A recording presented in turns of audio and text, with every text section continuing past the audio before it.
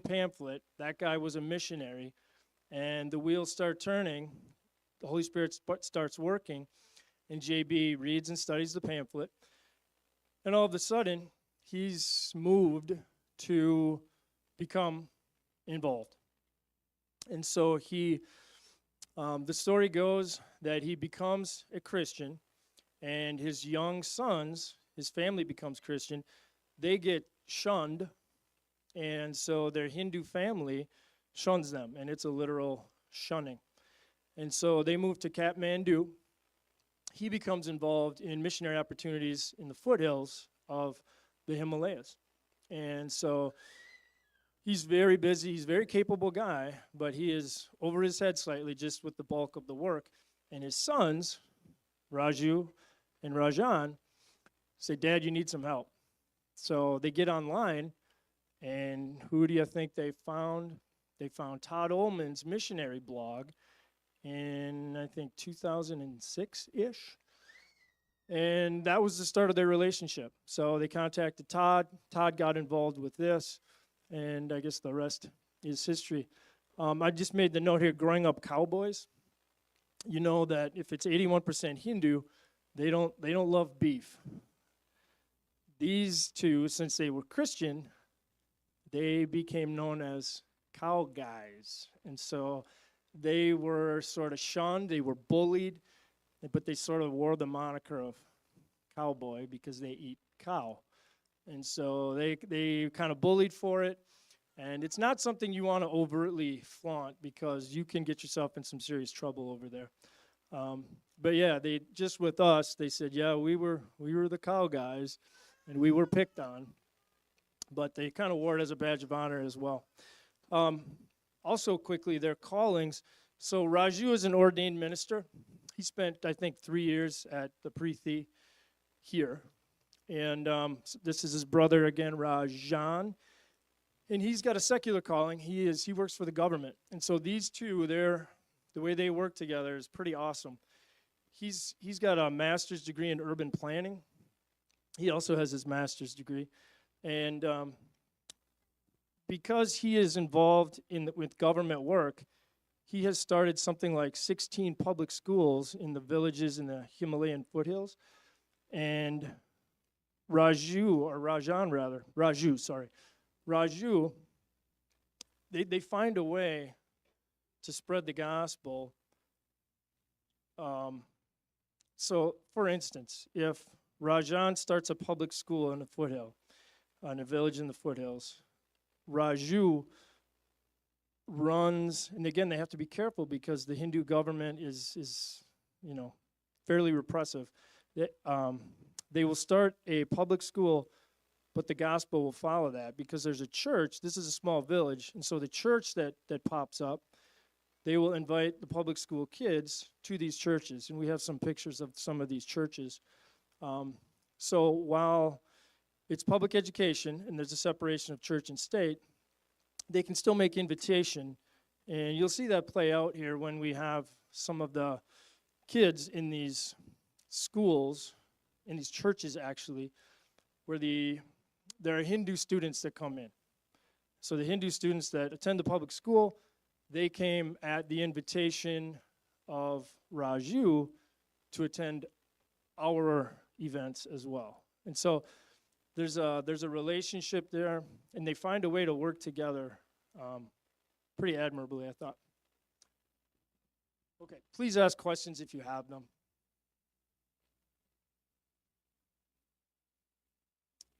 Okay, I think we'll skip this because I pretty much described what they do. Some numbers down here. There are 15 ordained pastors in the Nepali CLC, 13 assistant pastors and elders serving 3,350 members in 28 congregations and 5 preaching stations. Also 15 students in training. Some of you are involved in supporting kinship in these efforts. And then they also care for 3 orphans at this time. We might end our presentation with this. Isabel.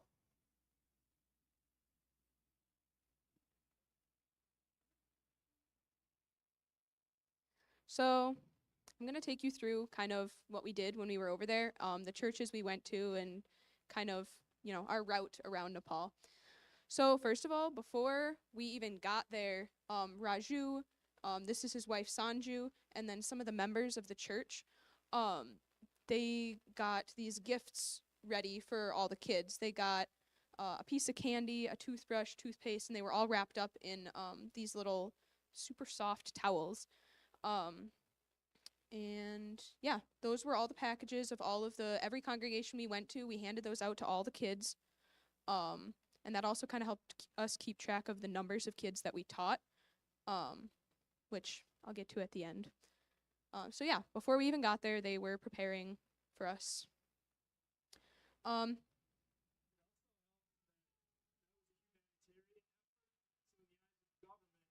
We're just a group, humanitarian group providing hygienic supplies. So I wouldn't call it underhanded, but if you're no, I won't. If you're providing those things, the government is okay. all right, so this is a map of Nepal. We flew to Istanbul, Turkey, and then from there we flew into Kathmandu. And that's kind of where we stayed for the first couple days. So yeah, Kathmandu was first. We got to the airport. There's Rajan. Raju was the one taking the picture, so he's not in it. We got to the airport and they greeted us there and brought us to the place we were going to stay. You can see that we're all wearing these red scarves. So the tradition in Nepal is that in order to kind of respect and greet visitors, they'll give you these scarves. We got them at every church that we went to, the church services that we went to, even when we weren't the ones doing the teaching. And that was just kind of their way to invite us in. And yeah. So this was the first place we stayed, the Grace Mandu Guest House in Kathmandu. It's actually run by the people who own it are Christian. And Todd said that he's stayed there many times. People usually stay there when they go over for this mission trip. We actually met another missionary and his family while we were there too. So that's where we stayed for a number of nights. So when we went to go teach in the churches, Raju and Rajan came with us, and they were our translators. And we split. There were 8 of us missionaries, and we split into 2 groups of 4. So we could do, 2 churches at once. This is the approximate number of kids we've got. We estimated about 1,366 kids that we taught, and we went to 12 different villages total. That's about half the number of churches that we have in Nepal. There's about 25, I think. So they kind of switch off every other year that they go. So this was the first church that we taught at. This was in Batar. When we got to Kathmandu, we had a couple days to kind of, get over the jet lag because it's about a 12-hour time difference. And then we drove just northwest of Kathmandu over a foothill. It wasn't that far of a drive, but it took us 5 hours. Yeah, the trip from here to St. Paul, which we can do in an hour and a half, is about 7.5 hours. That's on their best foot. Yeah. The roads are bad. The mountains are very windy. There was some motion sickness that was, on this trip. It was very different from here. So this was the first church that we taught at. There's us. At the end, after we finished teaching, we would teach the kids a song. We taught them Jesus Loves Me. A lot of them actually do know some basic English. It's taught in all of the public schools. So they could follow along with us, and we showed them the little hand actions and stuff, and they had a lot of fun with it, and they really enjoyed it. After we were in Batar, we stayed there for one night, and then we came back to Kathmandu. On Saturday is when they have their church services. We have them on Sundays here generally. There's our Saturday mornings. So this was the church that is in Kathmandu. Again, we got the scarves. This time they were white. We actually got two. We got one from the church as a whole, and then this woman, I can't remember what her name is, she also brought some for us just from her. We sang a couple songs, like a couple hymns for them, and then they sang some of their songs for us, and I thought that that was really fun to listen to. They sang some songs that we actually sing here sometimes, just in Nepali. And it was really fun to hear that. So yeah, that was the church service. We sat through that church service. Henry preached and Raju translated. Yeah, it's true. And we can't understand half of it, so, you know. The next place we went to after we were done in Kathmandu was Saraha. So this is a town in the in Chitwan National Park in Nepal. And so this was Kathmandu where we started, and Saraha is just south of Bharatpur. So that's where we kind of was our next home base for the next maybe 5 or 6 days. When we got there, so Raju's house is right near Saraha. So we spent some time at his house. His house is also the Himalayan Bible Institute where he teaches the pastors. So this room that we're in is like their classroom. So yeah, we spent some time there with them. Raju's wife made us some very good food a couple different times. And yeah, this is where we figured out what the hike situation was going to be. We had one day that we had to do hiking, and that was just to one of the churches. So this is the board. It's a little bit confusing. We were all confused too. This is kind of the two different routes that people had to go on for the hiking. We were going to go to each group was going to go to two different villages on the hike. There was going to be one super far out and then one that you could kind of drive to. So yeah, as I'll explain in a minute, we called this the Board of Lies. Because none of it actually came true. It was much, much different. So the next morning, we set off pretty early in two different groups on the hike. These were groups that were different than the groups we had been using. So we got stuck a lot for our group. We were with Raju. This is Raju's car. We're surprised that it made it. I also should mention, Dad was not with us. He was back in Saraha, sick.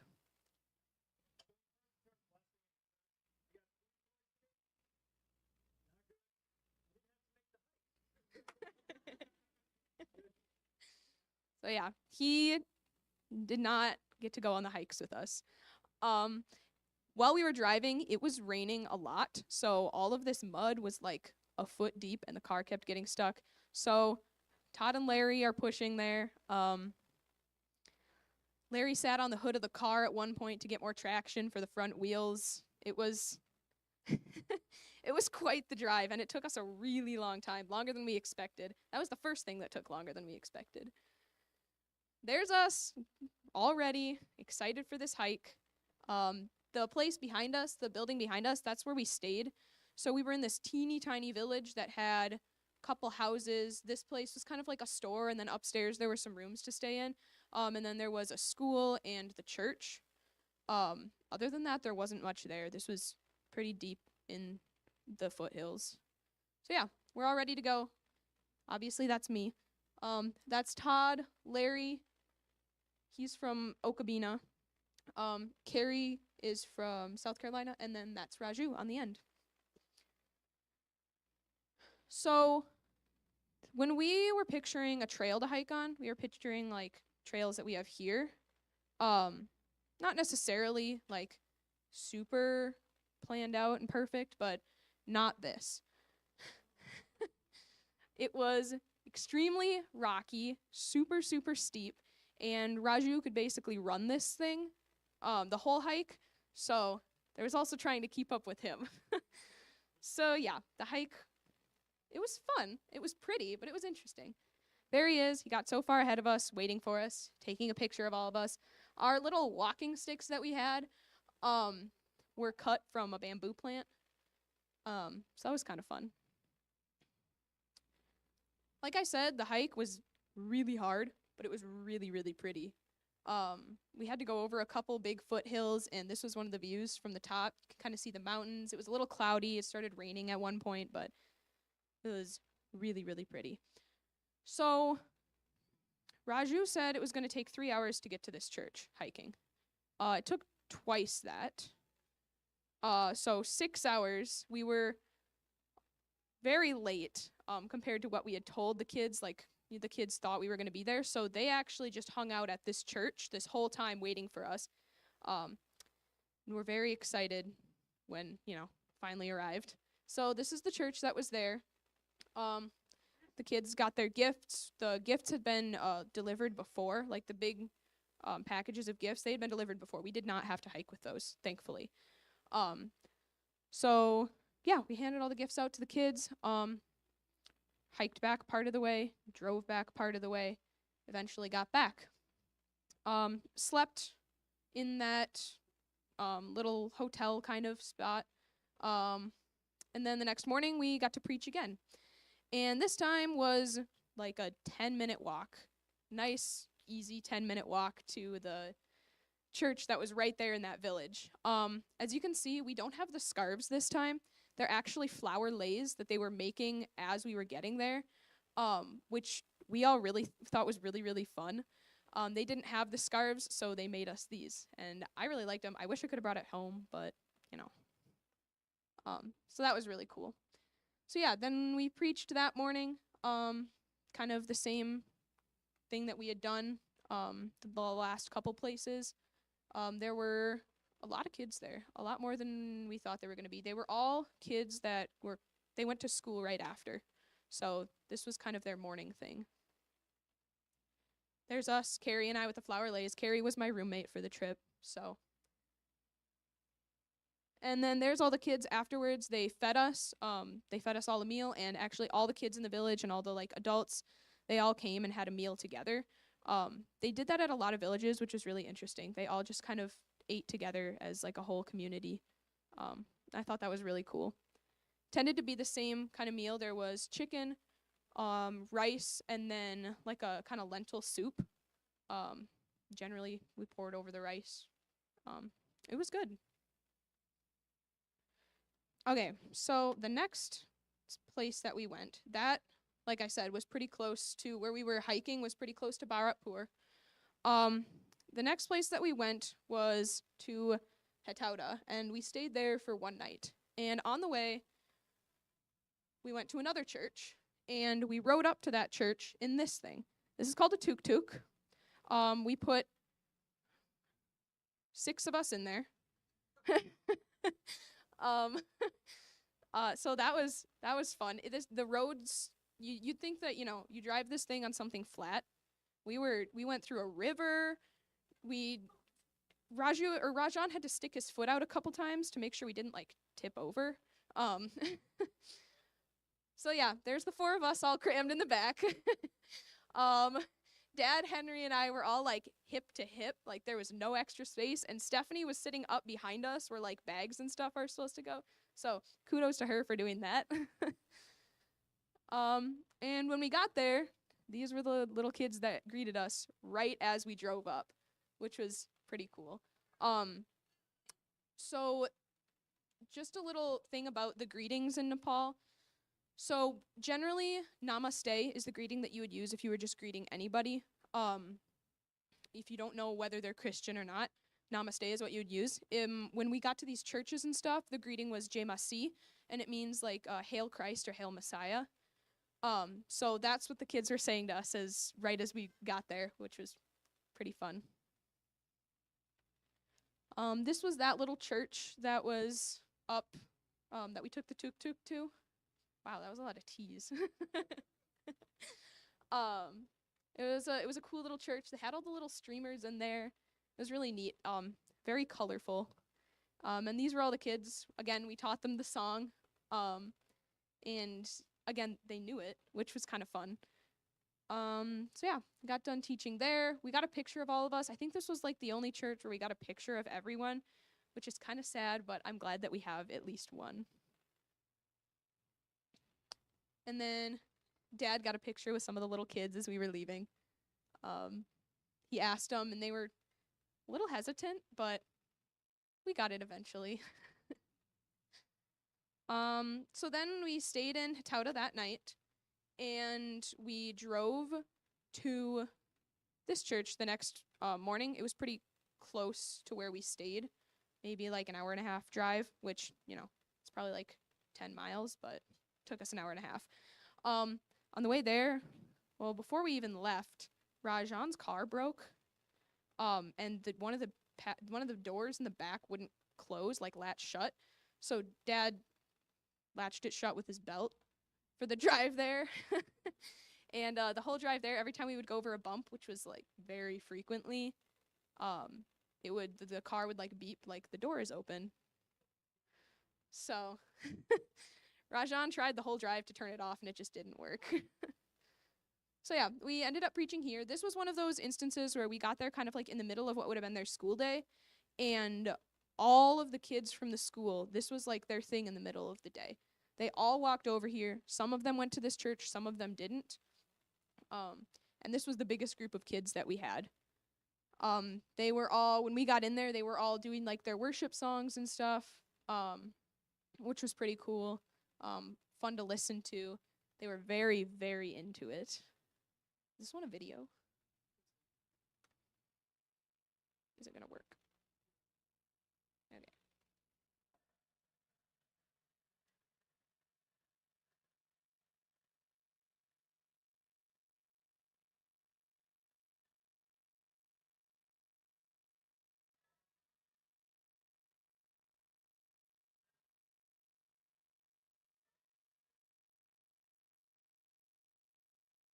A lot of what we might call contemporary music. They're on guitars and drums. Yeah, that was one thing that kind of surprised me. I didn't really know what I expected, but all these churches had like guitars, drum sets, like 3 backup singers. It was really fun to listen to, even though you couldn't understand it.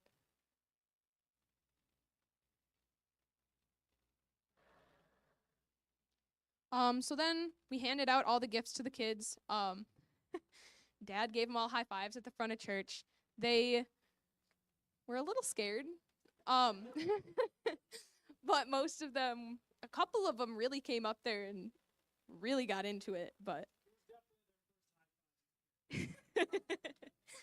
Found out later that might be not really socially acceptable. So, but they, the first 20 were scared, but then the last half, yeah, they did. And then there is all of the kids after they got their gifts. We got a picture of them. I really like that picture. I think it's cool.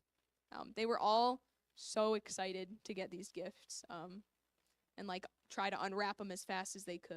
And so then it was the 4th of July. We went back to Saraha, and we stayed in that same hotel that we had the first couple nights that we were there. And when we went to supper, Raju surprised us with a cake with the American flag.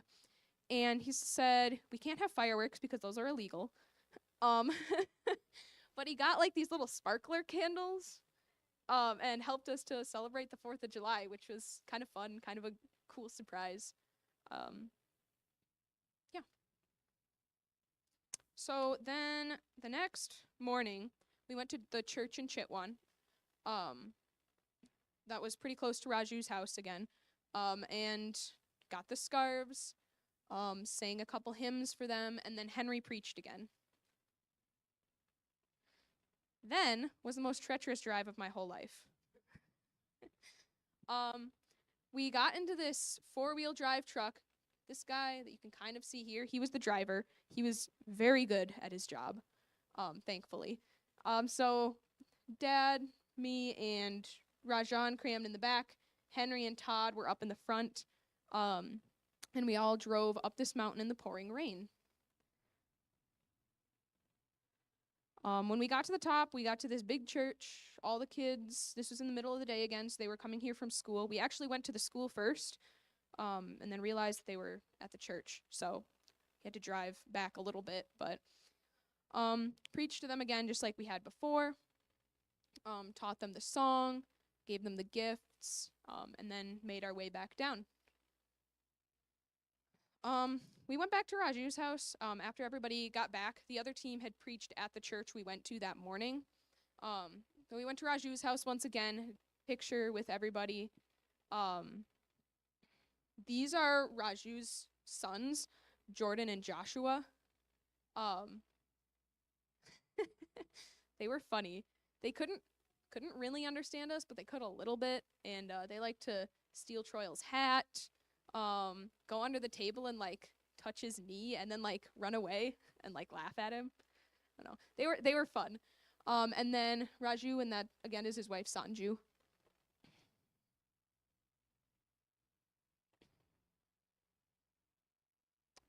All right, so after that we had spent some time in Pokhara, just kind of hanging out, seeing the mountains. That's where we took this picture before going back to Kathmandu and flying home. It was a very, very fun trip, and I'm really, really glad that we had the opportunity to go on it. We're thankful to Todd, who organized everything for us, got everything figured out for us. That would have been very hard for us to do. Also would have been hard for us to find our way around, so Raju and Rajan were very helpful in that regards, and we thank them for spending all the time planning. And then thanks to God for bringing us home safely, because there were times we thought we wouldn't make it.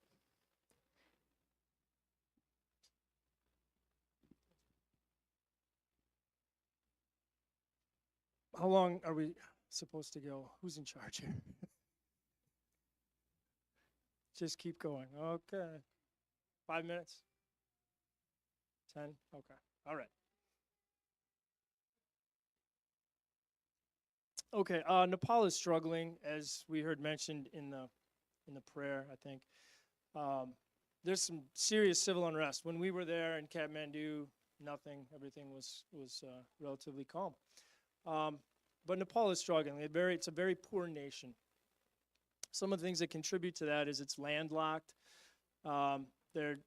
Despite the fact that it's a rainforest and it's beautiful, it's very nutrient poor in terms of resources, especially.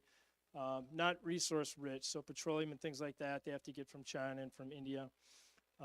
Internal conflict we mentioned. Human trafficking. There's a book called Little Princes. I think my wife read it. Did you read that, Jenny? Okay. I have not read it yet.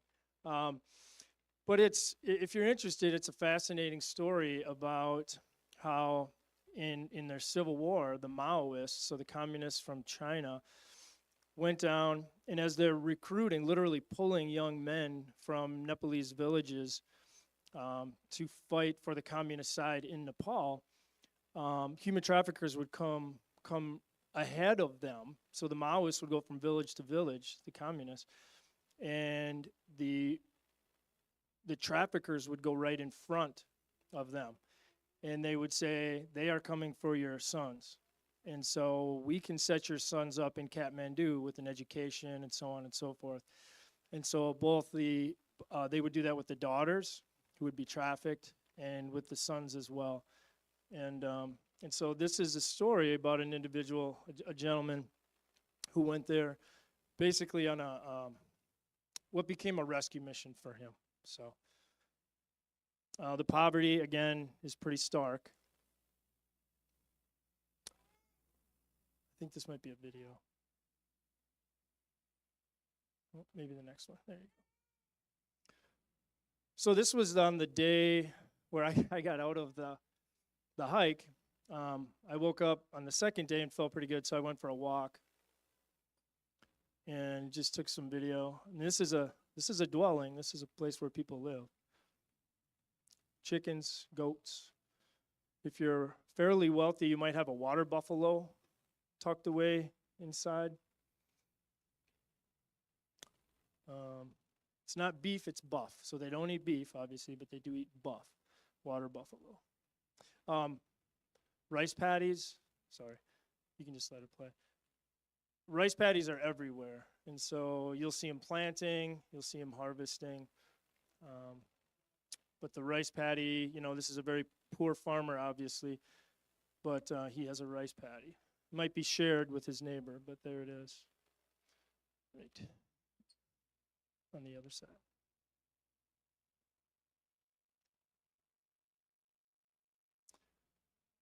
That is their electrical system in Kathmandu. So those would be light poles like we have on the corners of our streets. That's what you see in Kathmandu. That to me says everything you need to know about infrastructure in Kathmandu. Dogs everywhere. So feral dogs, and I think this is the only one we saw with this one must belong to someone because they carved their initials in the dog. But they are everywhere, and we didn't encounter any mean dogs, but they're everywhere. People do what they can to make a living. This gentleman owns an elephant, and he will go up to tourist buses, and the elephant just grabs money from the tourists who hold the dollar bills or whatever, the rupees, and he just delivers it to the owner.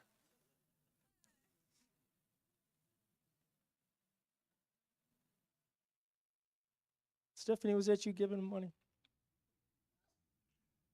Okay. Nepal is beautiful.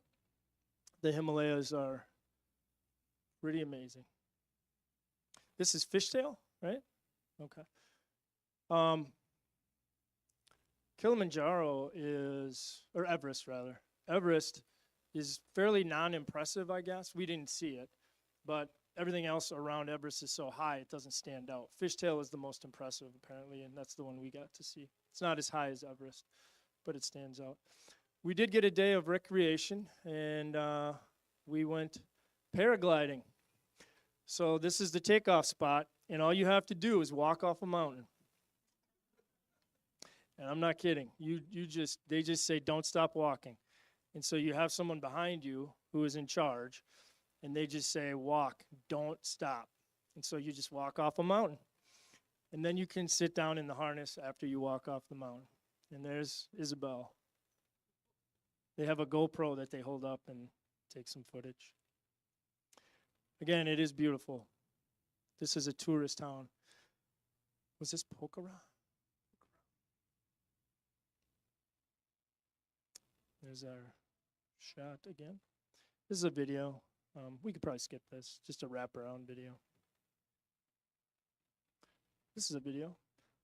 So one night, we were out on a stroll, and I got within about 10 feet of a rhinoceros.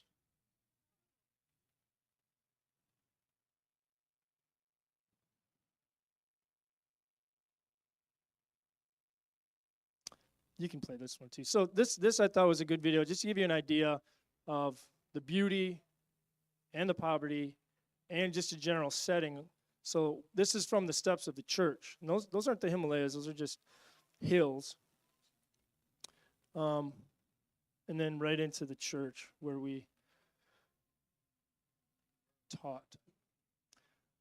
Not much for flatlands. In fact, you have a t-shirt, don't you, that says, what does it say? Nepali flat is a little up, a little down. Yeah, there's not much for flatlands. Nepal is dangerous. This is a little bit tongue-in-cheek, but okay, so this is what Isabel was talking about. We're in our 4x4, and you want to pause it for just a second? So we got to this area. We had already encountered death about 3 times. And we get to this spot, and we know the trip is over. We can't go through here because this isn't even as wide as the road. But no, our driver gets out with a shovel, and he just digs away at the hill to try to widen the road. Now, if you hit the video again, the water is just streaming down over the road. And this right here, this is the edge of the road. And so that's death here. And then you don't know how badly it's cut away. And so our goal is to get this 4x4 through that road right there. And he's on, it's, so I said, we are not doing this. And if you are doing this, we are getting out. And so we got out and we went to the other side. And he dug and dug and dug, and we made it. And he got stuck 3 times. So, and when he finally did get through, the back end of the 4x4 fishtailed, and one of the tires got right over the edge. And then he brought it back, and he made it to us. So, yeah, the Lord was looking out for us. Speaking of danger, Todd said, let's go get a haircut. You can just play the video. So this is $4 for a haircut, which is fantastic. But he beat me up something fierce. And if you listen closely, you can hear Todd just giggling in the background. So there are other salamanders on the wall, just pounding me. And now, raise your hand if you've ever been to the chiropractor. Okay, so if your hand was in the air, you know that when the chiropractor puts his hand on your chin and the other hand on the top of your head, you know he's going to do something with your neck, right? I wasn't expecting that here. You might want to fast forward just a little bit.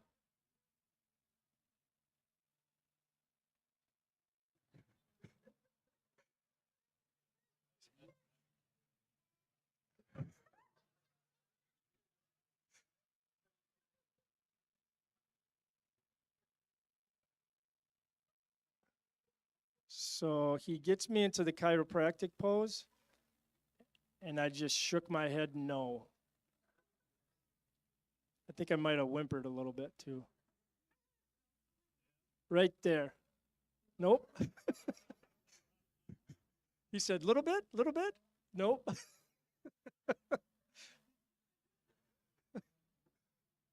Anyway, so Nepal is dangerous. Also, this is right down a city street.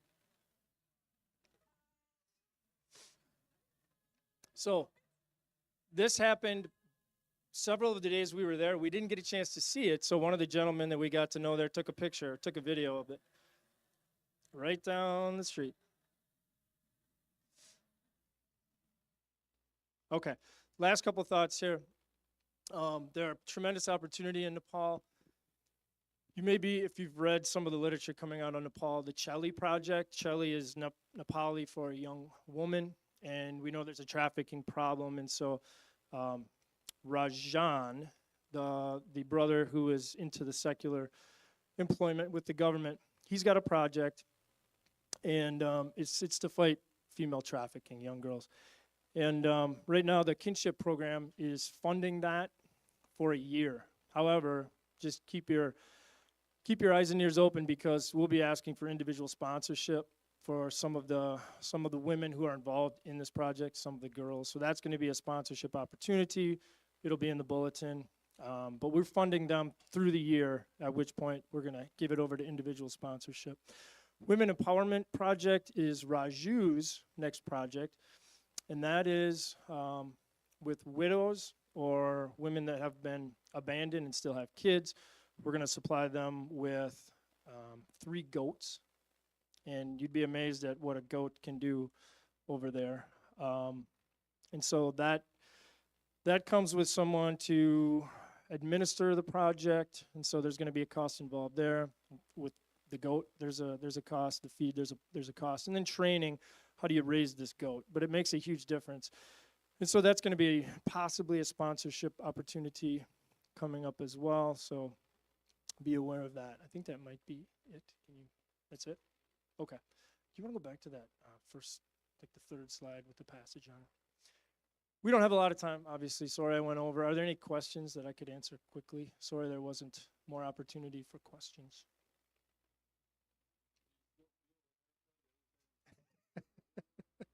It was a good haircut. I mean, the guy knew what he was doing. He just went a little far. All right. Well, we can conclude with this then. Isaiah 55:10-11.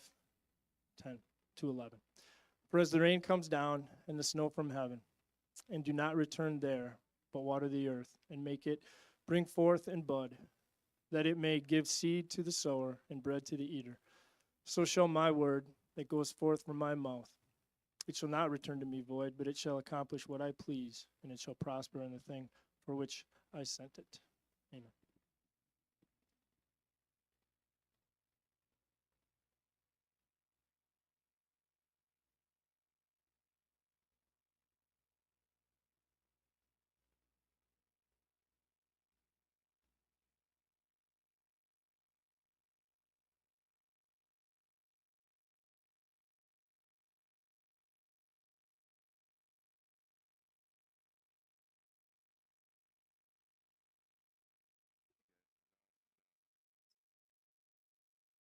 Okay, we're going to have a quick mealtime prayer.